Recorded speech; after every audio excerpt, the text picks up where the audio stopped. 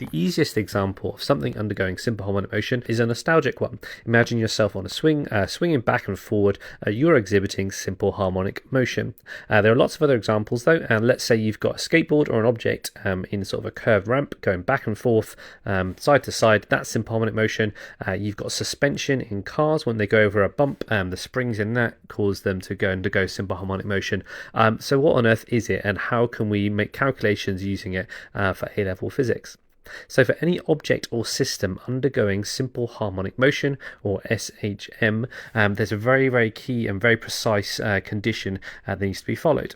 That condition is that its acceleration needs to be proportional to its displacement and in the opposite direction. Now, opposite direction, direction is really important here. They can either point away from equilibrium or towards equilibrium. So that's what we mean when we say opposite direction. Now, I'm going to draw some graphs out now for an oscillating system, and we're going to prove to you that this is the case. So let's take our simple pendulum. So simple pendulum, very similar to a swing, just suspended from a point, swinging back and forward from the equilibrium line, sort of left and right. Now, if I'm going to plot out a couple of graphs, we're going to do displacement time graph, we're going to do velocity time graph, and acceleration time graph. See what those graphs look like and how can we sort of demonstrate the condition I've just laid out for you. So first of all, let's look at displacement. Now displacement has to start from a maximum. Now we're going to term the left here positive and the right negative. It doesn't massively matter as long as you're consistent with your direction for all three graphs. Now in this case, for displacement, it's going to follow a curve like this. It's going to go down to zero displacement at the equilibrium point, then go negative, then positive, then negative, and so on and so forth, which has this sort of cosine type shape here. Now, if I'm really careful and I plot out the different parts of the curve, I can use this to plot a velocity time graph. Now, where the velocity is going to be maximum is actually in the middle at the equilibrium point, and where the velocity is zero is actually where the displacement is maximum. So let's draw this out then nice and carefully, see if we can plot our velocity time graph. So I said velocity starts at zero, and it's got to be at zero every time the displacement is at a maximum for our pendulum. So it looks a bit like this. We've sort of got an inverse sine graph here, which would normally start from positive, but in this case it starts off negative because it's going towards the negative direction. Let's plot our acceleration time graph. Now acceleration is zero in the middle, zero where the velocity is maximum because the acceleration is not changing, it's going constant speed very, very briefly, and it's going to be at maximum when we've got the pendulum slowing down and stopping at either end where the displacement is a maximum. So let's plot our acceleration time graph on then. It's going to be negative and maximum at the start because it's accelerating in the negative direction, and it's going to be zero where velocity is maximum, so we have a little shape like that, which, excuse my drawing, should be a little bit better than that, but imagine that's a perfect curve. Let's have a look at displacement and acceleration now. If we have a look at those two graphs, we can hopefully spot they are exact mirror image of each other. So when displacement is positive, acceleration is negative, and acceleration is negative, displacement is positive. So that shows us that they're proportional, but they're in the opposite direction. Expressing this in an equation, we can say acceleration is proportional to the negative of the displacement, and the constant of proportionality is equal to omega squared. Same omega from circular motion, it's 2 pi f, or 2 pi over t, where t is the time period and f is the number of oscillations per second. So this equation is in your equation sheet. I would always use it. Always use equations to help you with definitions where possible. Hopefully you can see that omega is a constant, and it's got a negative sign there, so that can lead you to a clue for the two conditions for simple harmonic motion. Now the phase difference between these graphs we need to talk about as well. So the phase difference between x and v, hopefully we can see that v lags behind x by about 3/4 of a cycle, or x is in front of v by 1/4 of a cycle, which is 3 pi over 2. V and a, if I look at the difference between those, that's going to be 1/4 of a cycle again, if you look at how much out they are, so it's pi over 2 radians. And x and a, that should say a there, that's going to be half a cycle out, as we discussed previously. One's positive, the other's negative, so that's pi radians. There is a general equation for the displacement at any point. Now displacement, we said, is a cosine graph, so x at any point is equal to the amplitude or the maximum displacement times by cos of omega t, where omega, as we said earlier, is 2 pi f. So for a simple pendulum, the only factors that affect the time period are the length of the pendulum, that's an L, I know it looks like a V, it's sort of an L on its side, and acceleration due to gravity or gravitational field strength. So different planets will mean the pendulum takes different amounts of time to do one oscillation. But where does this equation come from? So we're going to derive this equation now using a little bit of neat physics and a couple of sort of trigonometric relations. So this equation only works for small angles. We're going to use the small angle approximation. When you do the practical for this, you have to make note of that as well. You cannot do too high an amplitude or this equation won't hold. So if I consider my pendulum bob, I've got the weight going downwards, mg, and the direction I've labelled here on the diagram is theta. That's the same as the angle between the pendulum and the equilibrium point. So if I resolve the weight into its perpendicular components, I've got mg sine theta going in the direction the pendulum is moving and mg cos theta in the direction of the pendulum itself. So a restoring force is acting on the pendulum to bring it back down to its original equilibrium position. Now this restoring force is provided by the weight of the pendulum, which is here equal to mg sine theta. It's negative because it's going towards the negative direction. If I was to express the acceleration, I'd say that force mg sine theta divided by m, meaning I can cancel the two m's, which gives me minus g sine theta. And rearranging for sine theta, that equals a over the negative of g. That's our first expression for sine theta. Our next expression we can derive using our triangle up here in the diagram.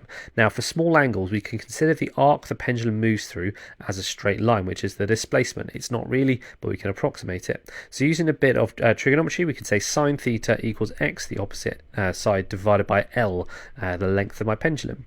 So let's equate these two together. So I've got x over L equals a over minus g. Now acceleration we said earlier is equal to minus omega squared times by x. Omega equals 2 pi over t. So if I square all that out, I'm going to get minus 4 pi squared over t squared times by x over minus g. Next, we just cancel out the x's, and this is starting to look a little bit like our expression from earlier. We're just going to use a bit of algebra to solve for t, basically. So I've got g over L equals 4 pi squared over t squared. Put the t on the other side, which gives you 4 pi squared over. And now I've got L on the top and g on the bottom, and square root the whole thing, bringing the 4 pi squared out to be 2 pi, gives us our expression from earlier. The next derivation we're going to look at is, instead of a pendulum, we're going to look at an oscillating mass spring system. So by that, and is in one of the required practicals as well, which is to look at, instead of a pendulum swinging back and forward, we're going to hook some masses onto a spring and see how much they sort of bounce up and down. The time period is related to the mass of the spring, the mass of the masses on the end and the spring constant of the spring. So we can use that and measure the time period for it to bounce one full oscillation and work out the time period. Now the restoring force in this case is provided by the spring constant of the spring. Hooke's law, meaning that the extension is proportional to F, or F equals minus kx. So similar to before, let's solve that for acceleration. Equals F over m, so minus kx over m, and rearranging for minus k over m times by x. Now, from our general definition earlier, we said that acceleration equals minus omega squared times by x. So what that tells us is that actually we could rewrite k over m as omega squared. So omega squared equals k over m. So rewriting this, I can then say, so 2 pi over t, that's what omega is, squared equals k over m. And again, this is starting to look a bit like our expression. Rearrange for t squared, so 4 pi squared over m times by m over k, square root the whole thing, and we get this expression up the top here. Next thing I'm going to look at is energy changes in simple harmonic motion. So if I've got a simple pendulum, or it could be our spring here, but we're going to start off with a simple pendulum. We've got the amplitude, so in the negative direction, the positive direction.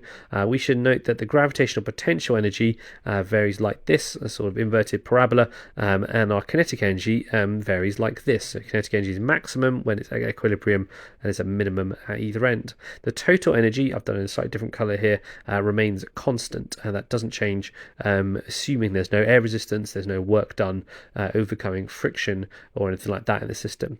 To rewrite it for the spring, we'll just substitute out gravitational potential energy for elastic potential energy, because that's what's responsible for pushing this spring back up when it gets to the bottom of its oscillation. Now we're going to use the expression for elastic potential to derive our last expression for the velocity of an oscillating system. So potential energy, elastic potential energy is half k spring constant times by x squared. That means the total energy available to the system is when x is at its maximum, so the amplitude being half ka squared. Now total energy ET is equal to kinetic plus potential, so therefore kinetic equals energy, total energy minus potential energy. So I'm going to have those two expressions subtracted from each other, so half ka squared minus half kx squared. Now hopefully we can notice I can simplify that down a little bit and say half ka squared minus x squared. Now the next thing we're going to do is where it gets a little bit tricky. We're going to combine this with, so we've just said this is kinetic energy. So kinetic energy, the general equation is half mv squared, and we're going to equate that to our expression we've just found out, and then put m onto the right hand side. So I've now got k over m.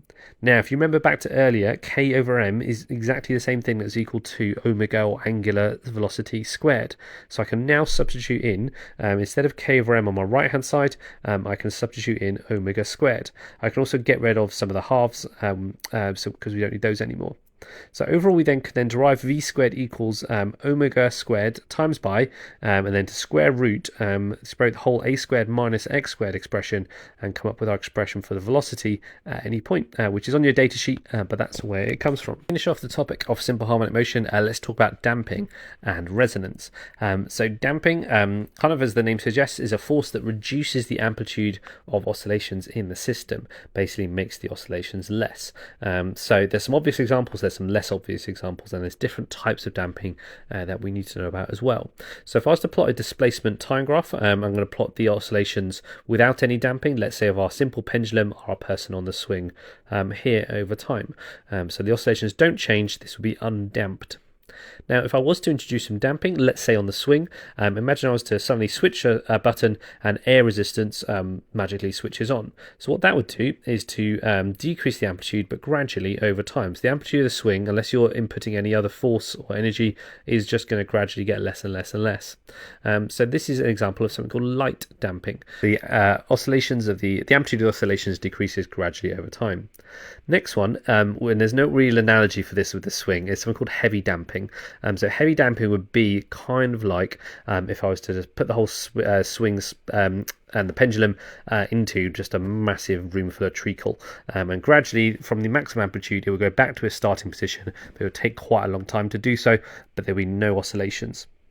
Last one is something called critical damping. Now critical damping, it does have an analogy for the person on the swing. That's if the oscillations go to zero, and it happens in the shortest time possible. Now usually this will be a quarter of a cycle, that's the minimum time it can happen for it to return to equilibrium. It doesn't have to be that often, it's a bit higher than that, which is quite hard to actually achieve critical damping. But in this example, that's just someone saying, like your mum or dad coming out and saying, no, no more fun, let's grab the swing, put it back to equilibrium position. It's taken a quarter of a cycle to return there. That will be an example of critical damping.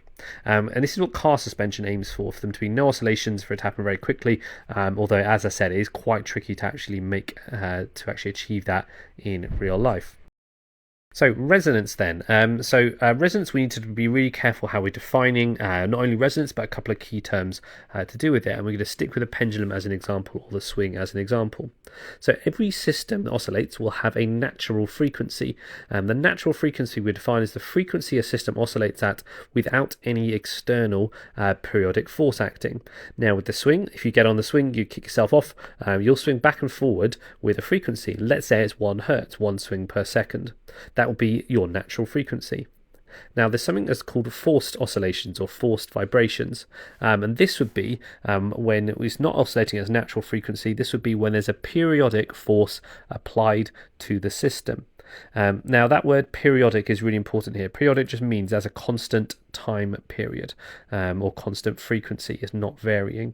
So the example of that would be if someone started pushing you but at a fixed frequency. Now resonance occurs when both those things are equal to each other. So it's a resonance is when the frequency of the forced oscillations is equal to the natural frequency of the system. Now, quite often, if it was a longer exam answer, you'd then say the force oscillations would be a periodic force, but I've defined that already, so I'm not going to say that again. So an example would be if the natural frequency of the swing is 1 hertz, if someone pushes you at a frequency of 1 hertz, they're going to push you right at the peak of your swing each time. You're going to increase in amplitude. So what happens when resonance happens is the amplitude increases to its maximum, the maximum it can be. If we were to do an experiment where we'd change the frequency of the forced oscillations of a system, we'd find that the amplitude would peak at the resonance point. Now this would be, for the first line, this would be happening with no damping. However, if I introduced a bit of light damping, what we'd find is that the resonant peak, or the peak at which the amplitude is maximum, shifts slightly to the left. It lowers that resonant frequency each time. So greater damping means you're going to have a lower resonant frequency, or lower frequency at which resonance occurs each time. You can also note that the peaks become a bit less sharp as well, as they occur over a broader range of values. The last little thing just to squeeze in here is to talk about the phase difference. So the phase difference between x, the displacement, and the periodic force basically increases from 0, and when it gets to its resonant frequency, the phase difference is at pi over 2 at its maximum amplitude. Then it starts to sort of increase again until it gets to pi phase difference after that point. Okay, so that is just about all of simple harmonic motion. I make it. So there's lots of different examples you can look at. There's a Millennium Bridge, why that didn't work when it opened. That's by Tate Modern Gallery in London. And there's Barton's pendulum. There's all sorts of different examples of this for you to research online. I hope you found that video helpful. Please leave a like if you found it useful for A-level.